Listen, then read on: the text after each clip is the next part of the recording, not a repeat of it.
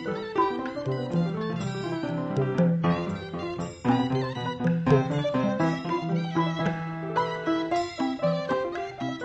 ဘပြည်များရှင်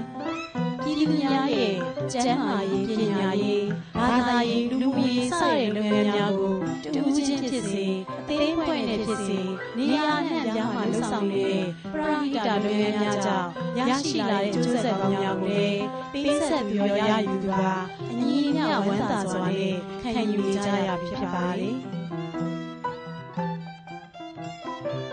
ပရိသတ်များရှင်ရွှေကျင်းသာသနာပိုင်ဝါဆိုဆရာတော်ဘုရားကြီးမြတ်တောင်ရွှေဝါဝင်းကျောင်းဆရာတော်ကြီး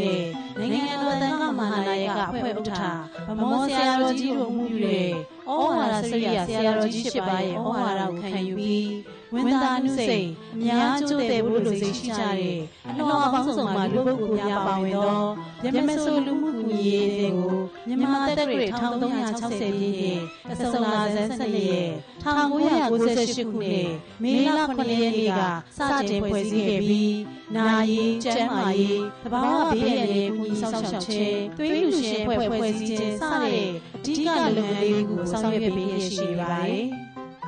လူမျိုးမရွေးဘာသာမရွေးကြားမှာမရွေးနာရီရဲ့ကျန်းမာရေးကိစ္စများမှာအကူအညီပေးရရှိတဲ့မြတ်စွာလူမှုကူညီရေးအသင်းက